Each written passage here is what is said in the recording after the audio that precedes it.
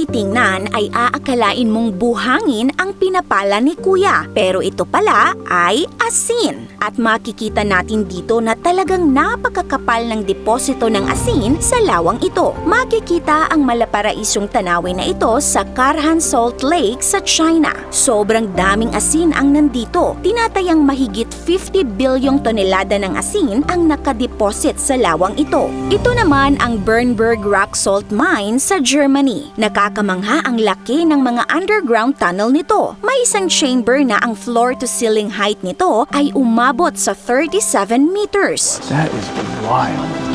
Nagmistulang mga langgam ang mga tao sa sobrang laki ng tunnel. Ginagamitan ito ng malaking machine upang makuha ang mga patong-patong na rock salt sa kisame ng minahan. Gumagamit sila ng pampasabog upang madaling makuha ang asin, saka hinahakot ng heavy machineries. Dinudurog ang malalaking bloke at ginagrind para maging pino na nakadepende sa end product nito.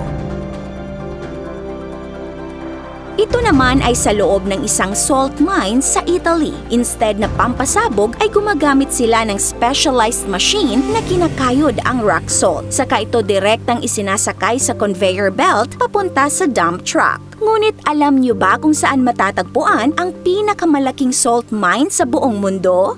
Welcome to Sifto Salt Mine na tinatawag ding Goderich Salt Mine. Makikita ito sa Lake Huron sa bayan ng Goderich sa Ontario, Canada. Ito ang itinuturing na pinakamalaking underground salt mine sa buong mundo. Matatagpuan ito sa humigit kumulang 1,800 feet sa ilalim ng lupa, halos kasing taas ng CN Tower. At hindi lang lalim ang kahanga-hanga rito, kundi ang lawak ng underground tunnels at ang dami ng asin na produce araw-araw. Sinasabing ang pagtuklas ng minhang ito ay nagsimula sa isang aksidente noong 1866 nang maghukay sina Samuel Platt at Peter McEwen sa pag-aakalang langis ang kanilang mahahanap. Pero pagkalipas ng 102 days, sa halip na langis, isang makapal na patong ng 40-foot layer rock salt ang tumambad sa kanila. Dito nagsimula ang industriya ng asin sa bayan ng Goderich. Noong 1990s, napunta ang operasyon ng Goderich Salt Mine sa kumpanyang Compass Minerals at hanggang ngayon isa ito sa pinakamalalaking supplier ng asin sa North America at United Kingdom. Sinasabing nakakalikha ang minahan ng humigit kumulang 26,000 tons ng rock salt bawat araw. Kasama sa hanay ng malalaking minahan sa mundo ang Kara Salt Mine sa Pakistan at Prahova Salt Mine sa Romania. Ngunit nananatiling nangunguna ang Goderich sa sukat at operasyon. Ngunit paano nga ba nagiging para sa human consumption o pagkain ang asin na pinuproduce sa Goderich Salt Mine? Mula sa underground rock salt, dumadaan ito sa masusing proseso bago maging table salt na ligtas kainin. Ang mga mine engineer ay gumagamit ng makabagong teknolohiya upang matiyak ang ligtas at tuloy-tuloy na operasyon. Sinisimula nila ang cutting process gamit ang continuous miner, isang 50-foot long na machine na may metal teeth sa cutting drum para kayurin ang mga solid layer ng rock salt.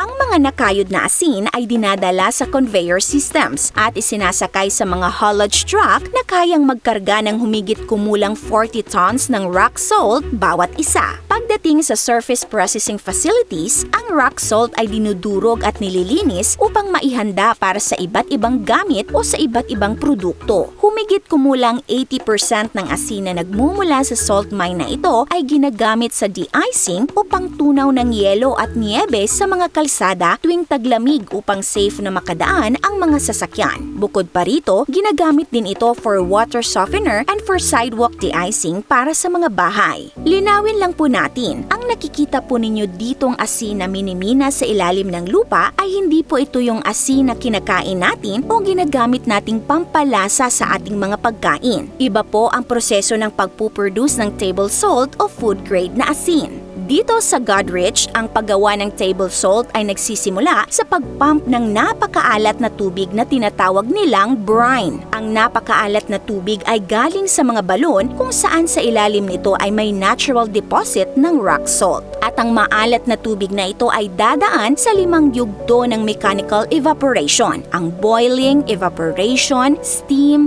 drying hanggang sa mabuo ang malinis at pinong kristal ng asin na ginagamit sa hapagkainan. Dumaraan ito sa mahigpit na chemical purity test sa on-site laboratory upang masiguro na ligtas at pasado sa food grade standards. Kung nagustuhan po ninyo ang video natin ngayon, mag-comment ng big yes. This is Ate O from our Republic. Hanggang sa muli and stay awesome!